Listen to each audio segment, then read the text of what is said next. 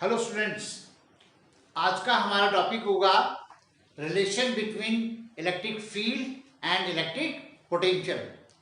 Already आप लोग जानते हैं कि अगर चार्ज एग्जिस्ट करता है तो उसके चारों तरफ फील्ड एग्जिस्ट करता है, और फील्ड के अंदर किसी भी पॉइंट पर दो कैरेक्टरिस्टिक्स होती हैं इलेक्ट्रिक फील्ड की। पहली होती है इलेक्ट्रिक फील्ड इंटेंसिटी और दूसरा इलेक्ट्रिक पोटेंशियल। तो आज का हमारा टॉपिक यही होगा कि what is relation between electric field intensity and electric potential. ठीक है, शुरू करते हैं। आज का हमारा टॉपिक है रिलेशन बिटवीन इलेक्ट्रिक फील्ड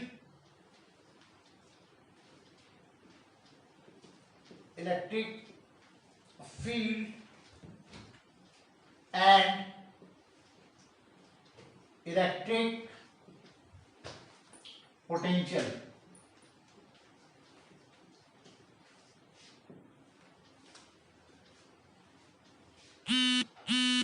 देखिए बेटा, मान लीजिए किसी चार्ज की वजह से ये फील्ड है और यहां पर ये मैंने एक पर्टिकुलर लाइन शो की है, और यहां पर जो है ये सोर्स चार्ज है जिसकी वजह से फील्ड है।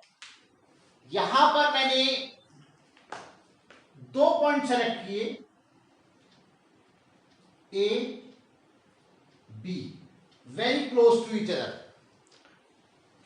और उनके बीच का डिस्टेंस मैंने माना है डी आर। और मान लीजिए ए पर पोटेंशियल V है और B पर V प्लस dV, और ये हमारा इलेक्ट्रिक फील्ड मैंने यहां दिखाया हुआ है कि डायरेक्शन है। तो इतना पास पास है कि अगर इलेक्ट्रिक फील्ड यहां पर मैं E मानता हूं तो B पर भी हमारा इलेक्ट्रिक फील्ड E ही माना जाएगा। इतना मैंने इनको क्लोज माना है, राइट। तो मान लीजिए यहां पर ए पॉइंट पर हमारा एक टेस्ट चार्ज है Q नॉट। टेस्ट चार्ज मतलब स्मॉल पॉजिटिव चार्ज, राइट। तो अब आप ये देखिएगा, ये Q नॉट पर जो फोर्स लगाएगा वो इस तरफ लगाएगा, राइट। दोबारा सुन लीजिए, Q नॉट पर फोर्स लगाएगा, इस तरफ लगाएगा। कितना लगाएगा? Q नॉट इंटू ई। अगर E यहां पर इलेक्ट्रिक फील्ड है तो इलेक्ट्रिक फील्ड इस पर इस डायरेक्शन में फोर्स लगाएगा Q not into E, right. अगर मान लीजिए आप इस पॉइंट चार्ज को A से B की तरफ ले जाना चाहते हैं विदाउट एक्सेलरेशन, तो आपको इस डायरेक्शन में कम से कम उतना ही फोर्स लगाना पड़ेगा, ठीक है ना। तो यहां पर जो है force on Q not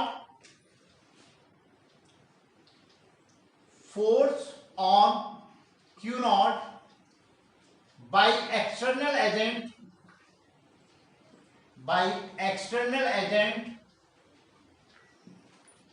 will be F is equal to Q not into E। ध्यान दीजिएगा, और ये माइनस में होगा, राइट।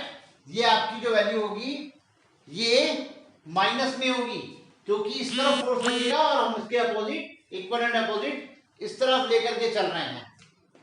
तो अब आप ये देखिएगा कि अगर A से B तक हम लेकर के आते हैं Q नॉट चार्ज को, तो हमें कितना वर्क करना पड़ेगा? तो देखिएगा, small amount of work done, small amount of work done in bringing the charge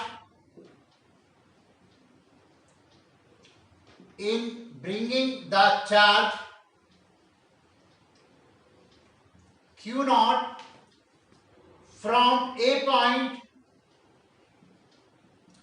to B point, A point से B point तक लाने में हमें क्या वर्क करना पड़ेगा? Work done is equal to force into displacement. तो जो हमारा वर्क डन होगा ए से बी तक, ए टू बी, वो होगा फोर्स इनटू डिस्प्लेसमेंट। देखिए लिख देता हूं मैं यहां पे, फोर्स इनटू डिस्प्लेसमेंट, यानी कि यहां पे आ जाता है ये माइनस क्यू नॉट इंटू ई, और ये आपका आ गया इंटू डिस्प्लेसमेंट यानी कि डी आर। तो ये आपका D W is equal to minus Q nought into E into D R. अब देखिएगा, इसको मैं लिखूंगा D W upon Q nought is equal to minus E into D R. और वर्क डन पर यूनिट चार्ज क्या होता है? वर्क डन पर यूनिट चार्ज आपका पोटेंशियल डिफरेंस हो गया, that means dv is equal to minus E into D R. Right, एक बात आप ध्यान रखेंगे, यहां मैं क्लियर कर देता हूं, यहां dv का मतलब है vb माइनस va। ध्यान दीजिएगा जरा इस पॉइंट पर, क्योंकि हम a से b की तरफ जा रहे हैं तो फाइनल माइनस इनिशियल करेंगे, तो यहां पे dv का मतलब हो गया आपका vb माइनस va। तो इसको मैं इक्वेशन नंबर फर्स्ट नाम दे देता हूं, और इसको हम it can be written as E is equal to minus dv over dr।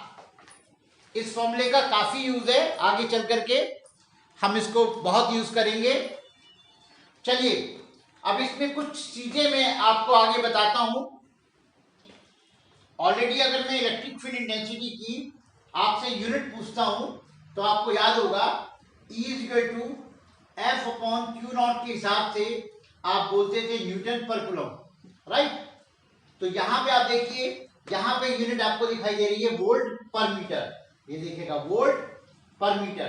तो ये चीज ध्यान रखें, इसकी यूनिट न्यूटन पर कूलम भी होती है और वोल्ट पर मीटर भी होती है। एक बात और है बेटा, एक यूनिट वोल्ट मीटर भी होती है, तो वो कंफ्यूजन आपको नहीं होना चाहिए। वोल्ट मीटर किसकी यूनिट होती है? जब डिफरेंस समझिए, ये वोल्ट पर मीटर है, ये वोल्ट मीटर है, यानी ये वोल्ट इंटू मीटर है, तो ये यूनिट होती है आपकी इलेक्ट्रिक फ्लक्स की। ओके, चलिए ध्यान रखिएगा इस चीज को, बोर्ड में ये इंपॉर्टेंट है बेटा। चलिए हम बात कर रहे थे इसके रिजल्ट की, जो हमारे पास ये E equal to minus dv over dr formula आया है, यानी relation between electric field and electric potential आपको जो मिला है, उसमें there are two important conclusions. There are two important conclusions आपको देखने को मिलते हैं। देखिए, सबसे पहले तो हम यहां देखेंगे कि जो नेगेटिव साइन है, राइट, वो क्या बता रहा है। बेसिकली क्या है, आप देखिए इलेक्ट्रिक फील्ड की डायरेक्शन ये है, ओके, और जैसे जैसे इस डायरेक्शन में जाएंगे वैसे वैसे पोटेंशियल कम होता जा रहा है। राइट, तो in the direction of electric field, in the direction of electric field potential decreases. समझिएगा इस पॉइंट को, जैसे जैसे हम इलेक्ट्रिक फील्ड की डायरेक्शन में मूव कर रहे हैं वैसे वैसे हमारा पोटेंशियल जो है वो डिक्रीज होता जा रहा है। और दूसरी चीज आप देखिएगा कि इलेक्ट्रिक फील्ड किस पर डिपेंड कर रहा है? Change in potential per unit displacement. तो दूसरा पॉइंट है magnitude of electric field, magnitude of electric field is equal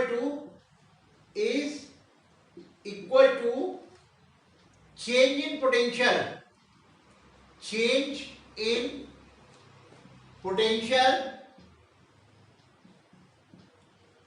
per unit displacement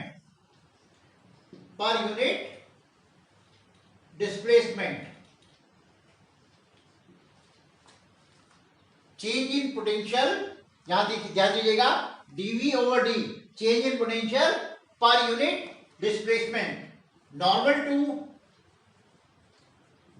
to equipotential surface,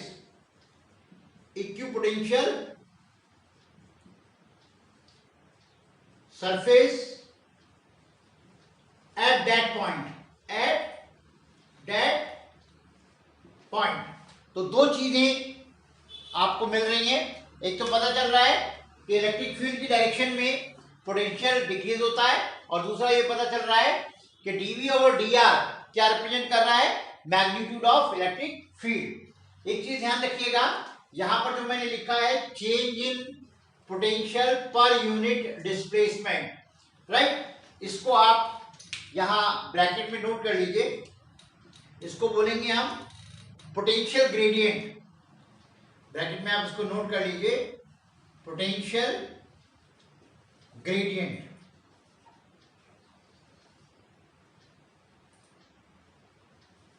ठीक है ना, यानी यहां पर ये dV over dr is called potential gradient. मैं यहां भी नोट कर देता हूं, here dV over dr is equal to potential gradient. ठीक है बेटा, तो ये आप यहां पर समझ पा रहे हैं बेटा। तो मान लीजिए आप A टू B जो मूव कर रहे हैं वो इस तरह न मूव करके आप कुछ एंगल बनाते हुए ऐसे मूव कर रहे हैं बेटा। देखिएगा ध्यान से, A टू B इस तरीके से आप मूव कर रहे हैं, यानी कि यहां पर जो आपका फील्ड है वो ये है, और फील्ड में आप इस तरीके से जो है, मैं इसको ठीक कर देता हूं जरा एक मिनट। आप पहले की तरह देखिएगा, जैसे आपका ये फील्ड है बेटा, ये आपका फील्ड है, और आपका ये जो पॉइंट था ये ए पॉइंट था, तो आप ऐसे गए, यानी कि ए टू बी आप ऐसे मूव कर गए, यानी कि ये यहां पर आपका ये डी आर है बेटा, राइट। अब ये एंगल थीटा है, राइट, इस पर आप परपेंडिकुलर यहां डाल दीजिए, राइट, और ये वाला जो डिस्टेंस अब आपका हो जाएगा, ये वाला डिस्टेंस ए बी, इसको सी मान लीजिए, ये वाला डिस्टेंस आपका हो गया डी आर कॉस थीटा। आप समझ सकते हैं इस बात को, राइट, ये आपका डी आर है, थीटा, जिस तरह से ये डी आर कॉस थीटा हो गया। तो इसमें अगर हम इक्वेशन नंबर फर्स्ट को देखें तो यहां पर अब की बार ई की वैल्यू जो होगी वो आपकी ई हो गई, और डी आर की वैल्यू अब आपकी डी आर कॉस थीटा हो जाएगी। ठीक है ना, तो अब आप देखिए यहां पर आपका D V is equal to हो जाएगा माइनस ई रहा, और ये आपका बन गया डी आर कॉस थीटा। तो आप लिख सकते हो equation first can be written as, मैं लिख देता हूं यहां पर, equation first can be written as, equation first को हम ऐसे लिख सकते हैं। और यहीं पर आप एक चीज देखिएगा, E into D R into cos theta, vector A dot vector B होता था, ए बी कॉस थीटा, तो ये हमारा कुछ इस तरह से आ जाएगा, minus vector E dot vector D are. तो ये आपका फर्स्ट था, इसको आप सेकंड ले लीजिए, और ये आपका थर्ड इक्वेशन हो गई।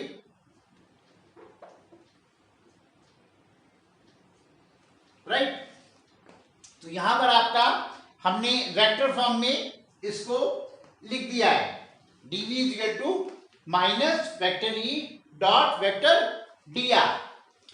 अब देखिएगा इसको मैं आईजेके की फॉर्म में कन्वर्ट करता हूं।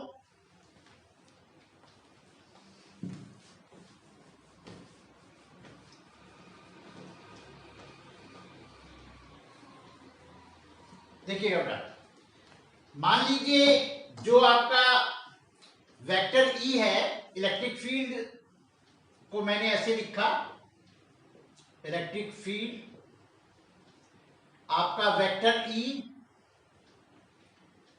Is equal to E X I cap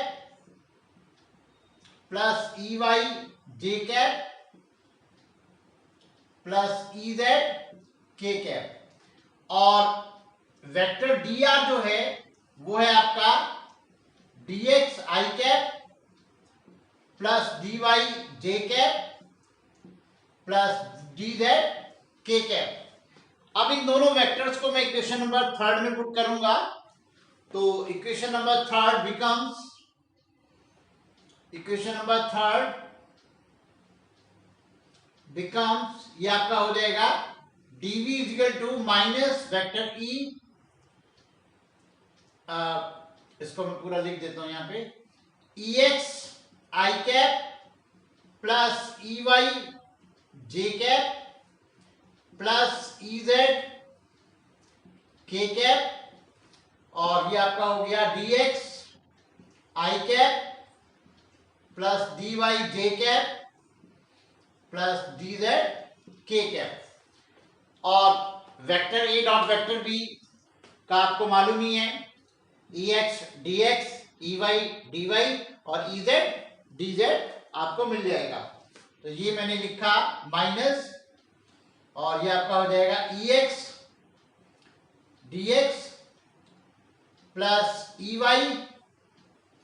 dy plus ez dz।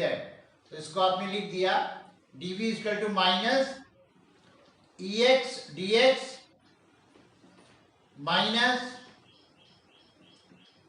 ey dy plus ez dz। ये आपकी इक्वेशन बन जाती है। यहां पर मैं आपको रिजल्ट दिखाना चाह रहा हूं जो आपको न्यूमेरिकल सॉल्व करने में काफी हेल्प करेगा।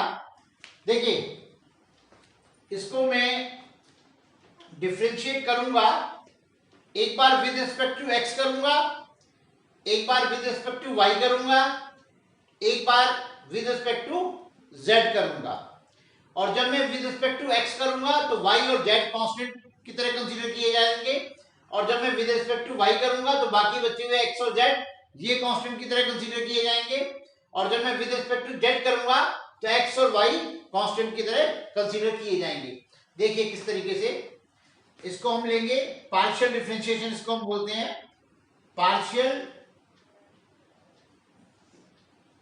डिफरेंशिएट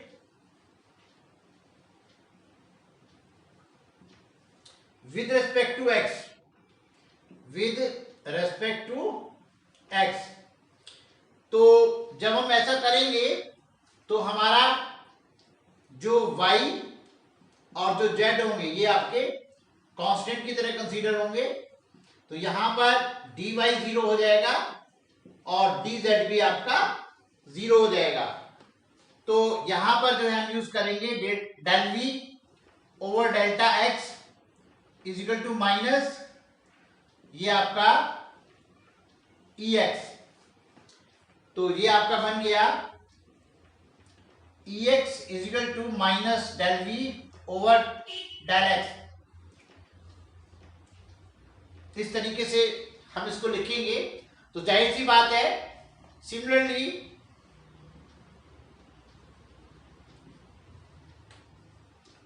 आपका ey हो जाएगा minus del v over del y, और आपका ez हो जाएगा minus del v over del z। ये पोर्शन जो है आपका न्यूमेरिकल में काफी यूज होगा। हालांकि बोर्ड में आपका जो मैंने स्टार्टिंग में E equal to minus dv over dr proof किया था, बोर्ड में वहीं तक आएगा। बाकी चीजें जो मैंने एक्सप्लेन की हैं उसको आपको न्यूमेरिकल्स वगैरह में काफी हेल्प मिलेगी बेटा। तो आई होप कि आपको टॉपिक समझ में आया होगा। इतना ही रखेंगे। दैट्स ऑल बच्चों।